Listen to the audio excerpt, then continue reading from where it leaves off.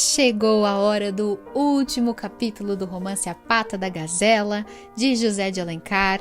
É o mais longo projeto de leitura comentada que eu tenho feito aqui para podcast, mas esse não é o momento de fazer análise, de fazer balanço ou despedidas. É o momento de ir para o último capítulo, que é o que a gente vai fazer agora. Estamos ansiosos para saber o que vai acontecer. O que vai acontecer? Eu quero só ver a cara do Horácio. Se ele não fizer uma cara de tacho agora no fim, eu vou considerar essa leitura perdida. E eu tô falando isso sem saber o que vai acontecer, gente. Eu tô lendo aqui em tempo real com vocês, então essa é a minha expectativa como leitora. O mínimo que o Horácio merece é uma certa humilhação, né? Mas vamos continuar. Capítulo 19. Quando recobrou-se da surpresa em que tinha ficado, Horácio não achou em si mais do que o desejo veemente e irresistível de possuir o ídolo por tanto tempo sonhado. Serão meus, murmurou consigo. Serão meus a todo preço. Se for necessário um escândalo, não hesitarei. Mas Amélia não deve ter se esquecido de mim já tão depressa. Ela me tinha afeição. Vou pedir-lhe perdão de meu engano, sujeitar-me-ei a todas as condições. Que sacrifícios são bastantes para pagar a felicidade de beijar aqueles dois mimos da natureza. Instintivamente, Horácio seguiu na direção da casa dos Salles, com a intenção de restabelecer as relações interrompidas. Não sabia ele de que modo se houvesse em tal empenho, fiava da inspiração do momento. Já não estava o negociante no escritório. Nesse dia se retirara mais cedo. Malograda sua esperança, o leão foi caminhando pela rua direita sem direção, como quem não sabe o que fazer. O instinto que no deserto guia o rei dos animais, a sebe odorífera onde rebuçam as gazelas, o conduzia naturalmente para a rua do ouvidor. Tinha chegado à esquina quando passou de fronte um moço que seguiu pela calçada Carceler. O Horácio acompanhou-o com a vista, querendo nele reconhecer seu amigo Leopoldo, que havia cerca de um mês não vira. Se, com efeito, o moço era Leopoldo, tinha ele sofrido grande transformação. Em vez do rapaz descuidado no seu trajo, brusco em suas maneiras, sempre de cabelos arrepiados e barba revolta, aparecia um cavalheiro de boa presença, com a sóbria elegância que tão bem assenta nos homens sisudos. Essa espécie de elegância é apenas um ligeiro perfume e não uma incrustação como a que usam os moços à moda. Com seu fino trato e longa experiência, Horácio, reconhecendo o amigo, adivinhou o segredo daquela súbita metamorfose. Ele sabia que só há um condão capaz de produzir tais encantos. É o olhar da mulher amada e amante. Ame alguém e não saiba se é retribuído? Toda a sua existência se projeta nesse impulso da alma, que se arroja para outro ser e anseia por nele infundir-se. Vive-se fora de si mesmo, alheio a seu próprio eu. Como o peregrino perdido longe da pátria, o homem exilado de sua pessoa erra no espaço, em demanda de um abrigo. Desde, porém, que o homem tem certeza de ser amado, em vez de expandir-se, recolhe e concentra para saturar-se de felicidade. Já não se alheia e esquece de si, ao contrário, sente-se elevado acima do que era. Respeita em sua pessoa o homem amado. Nessa ocasião, é natural a cada um observar-se constantemente e julgar de si com extrema severidade. Surgem aspirações estranhas. O fraco lembra-se de ser um herói. O filósofo inveja a beleza do casquilho. O espírito positivo, habituado a voar terra a terra, bate o coto das asas para remontar-se ao ideal da poesia. Não é só no homem que se opera essa metamorfose, mas em toda a natureza. Quando se arreiam os pássaros de sua mais bela plumagem, quando gorjeiam as melodias mais brilhantes, se não é na quadra dos amores. Gente, essa digressão que o José de Alencar fez aqui foi porque ele parece que só se lembrou agora no fim do romance a voltar com as metáforas da natureza. Então ele está comparando uma pessoa, um homem que ama alguém e que revive, que se sente rejuvenescido e se expande e coloca para fora todas as suas belezas e encantos quando sabe que é retribuído, ele está comparando esse feliz apaixonado com outras criaturas da natureza que, como os passarinhos, cantam mais bonitas, mais belas melodias quando são apaixonados. É uma comparação meio esdrúxula, porque os animais não amam e não sentem como os seres humanos, mas enfim, a gente entendeu aqui a metáfora do José de Alencar. Vamos continuar. Vendo Leopoldo parado na calçada Carceler, Horácio dirigiu-se com disfarce para aquela parte, com a intenção de travar conversa e esclarecer de todo em todo o mistério. Foi trabalho perdido. O moço acabava de saltar de um tílburi que rodava já pela praça de Dom Pedro II. Desapontado, voltou Horácio sobre os passos. Amélio o ama, ou pelo menos ele o acredita. Sorriu-se o leão. Que fenômeno curioso produz o despeito na mulher. É uma semelhança da luz reflexa. Irritado pela decepção, humilhado em sua vaidade, o amor da mulher, desdenhada, refrange como o raio de sol repelido por corpo brilhante e vai impregnar-se em outro homem. Ela cuida sentir por esse plastão uma paixão ardente, que nada mais é do que o ímpeto de seu despeito. Seria capaz de conceder a esse comparsa o que recusaria a afeição mais terna e extremosa. O assomo do ciúme supõe ela ser veemência da afeição e confunde com os extremos de amor o delírio da vingança. Amélia está passando por uma crise, naturalmente. Leopoldo foi o plastão. Ela o ama com todo o furor do ódio que me tem.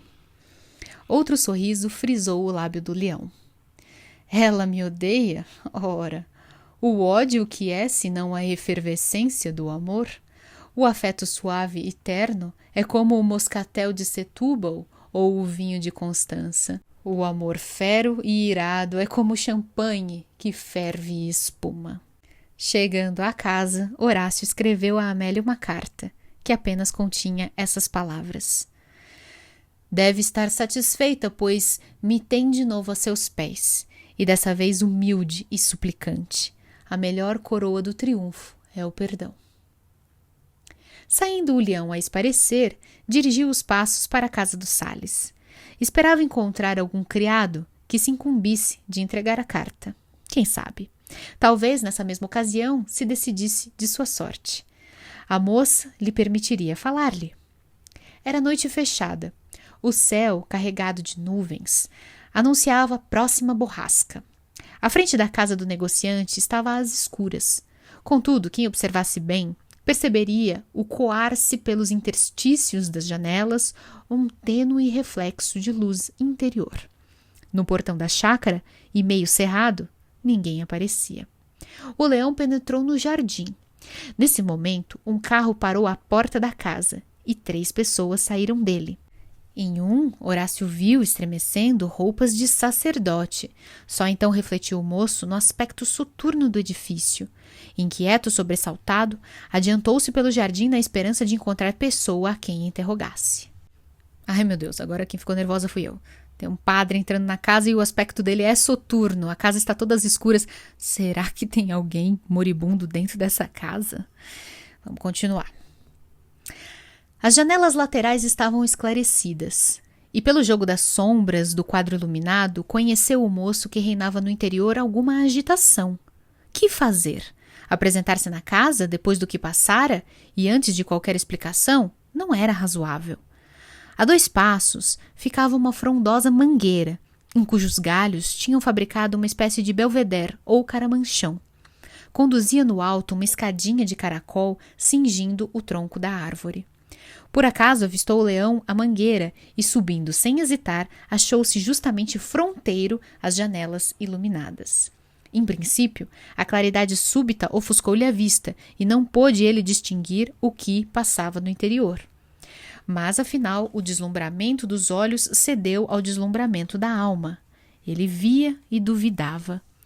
Um altar erguido, círios acesos, sacerdote oficiando, e Amélia e Leopoldo de joelhos ao lado de Salles, Dona Leonor e 2 amigos que serviam de testemunhas. Eis o quadro que se ofereceu aos olhos de Horácio. Tinha visto na comédia da vida muitos lances dramáticos, mas nenhum tão imprevisto e curioso. A surpresa do leão provinha de um engano seu.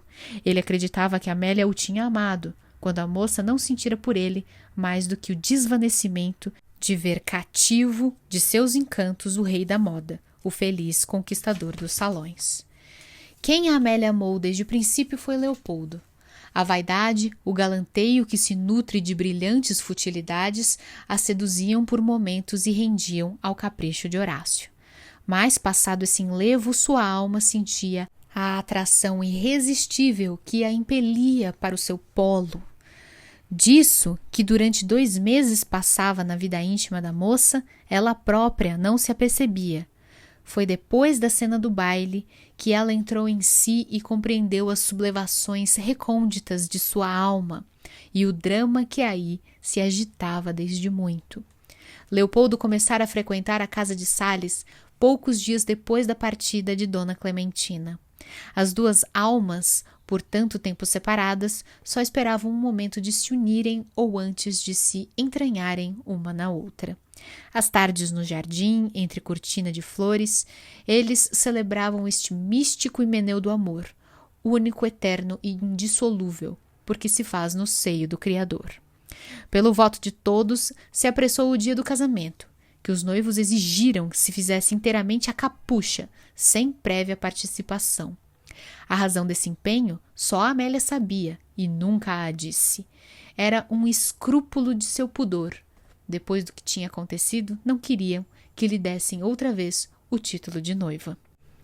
Terminada a cerimônia e feitas as felicitações do costume, correram os minutos em agradável conversação. Eram 11 horas quando Leopoldo entrou no tocador em que sua noiva o esperava. Sentada em uma conversadeira, Amélia sorriu para seu marido. Porém, através das largas dobras do roupão de cambraia, percebia-se o tremor involuntário que agitava seu lindo talhe. "É meu presente", disse ela com timidez. E apresentou ao noivo um objeto envolto em papel de seda, atado com fita azul. Abrindo, achou Leopoldo 2 mimosos pantufos de cetim branco, os mesmos que Amélia começara a bordar no dia seguinte ao baile. O moço enleado não compreendia. Insensivelmente, seu olhar desceu à fímbria do roupão. Sobre a almofada de veludo, entre os folhos da cambraia, apareciam as unhas rosadas de 2 pezinhos divinos. E uma onda de rubor derramou-se pelo semblante da moça, cujos lábios balbuciaram uma palavra. "Calce?" Leopoldo ajoelhou aos pés da noiva. O temporal, desabando nesse momento, bateu com violência nos vidros da janela que fechou-se. Horácio desceu do seu observatório e, escalando a grade de ferro do jardim, ganhou a casa, onde chegou todo alagado. E enquanto filosoficamente esperava que seu criado lhe preparasse uma xícara de café, abriu um livro que acertou ser La Fontaine. Leu ao acaso, era a fábula do leão amoroso. "É verdade", murmurou soltando uma fumaça de charuto. "O leão deixou que lhe cerceassem as garras. Foi esmagado pela pata da gazela."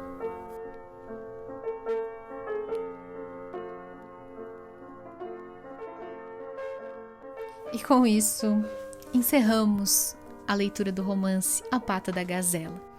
Eu me pergunto cá pra mim se esse final foi satisfatório. Talvez o meu lado barraqueira esperasse uma cena mais emocionante, com Amélia olhando com superioridade, Horácio esmagado em humilhação pública, o Leopoldo fazendo grandes discursos, mas eu acho que foi um final um pouco mais elegante. Enquanto Horácio ainda achava que ia conseguir, tolamente, né? Nesse final ele me pareceu menos um conquistador imbatível e irresistível e me pareceu mais um tolo, uma espécie de Johnny Bravo. Ele ainda achava que tinha alguma chance com a Amélia, estava ali matutando o que ele ia fazer para reconquistar. Ele achou que ia ser fácil, inclusive, porque ele é irresistível. E, na verdade, o que ele viu, humilhado, aí teve a humilhação mesmo, humilhado em cima de uma árvore, e depois começa a chover e ele fica ali ensopado. É o casamento de Amélia com Leopoldo, a quem ele considerava um tonto. E ele chega a ver, vocês perceberam nesse final, ele chega a vislumbrar uma cena da intimidade do casal de noivos. Certamente muito excitante, né? Pensem, para um leitor do século XIX, a gente está vendo uma cena de alcova na noite de núpcias que tem toda uma conotação erótica, né? Que é quando a Amélia revela os seus pés para o noivo.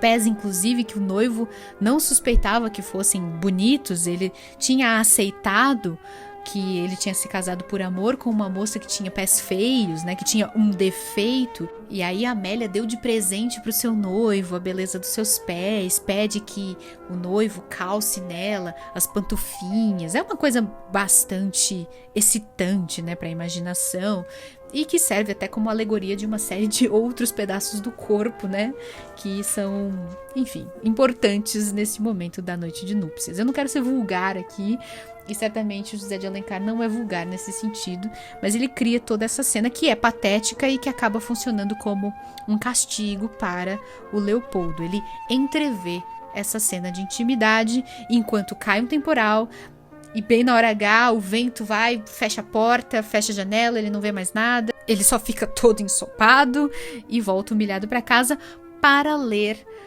por acaso, por uma coincidência muito grande, um livro de fábulas de La Fontaine, que é um escritor francês do século XVII, que escrevia fábulas usando animais, e todas essas fábulas tinham relações com figuras públicas da corte francesa, né? Eram todas metafóricas da corte francesa no seu tempo, né? E ele lê a fábula do leão amoroso, um leão que se deixa levar pela sua vaidade, lima suas garras e é esmagado pela pata da gazela. Eu não li essa fábula, mas eu consegui concluir que é isso que acontece no fim. Talvez, quem sabe, eu faça um episódio bônus para ler a fábula de La Fontaine. E assim a gente descobre qual foi a inspiração de José de Alencar para escrever esse romancezinho de costumes, esse folhetim que é leve, é agradável, é divertido. Eu, pelo menos, achei muito divertido ler para vocês, fazer os comentários, apesar de todas as dificuldades com a linguagem, né? Mas eu achei muito divertida essa experiência. Espero que vocês tenham gostado também. E agora eu vou dar uma pequena pausa até anunciar a próxima temporada dos audiolivros, mas eu espero que vocês estejam comigo no futuro, na próxima vez que a gente lê um clássico da literatura brasileira aqui nas plataformas de podcast. Um beijo a todos e até a próxima.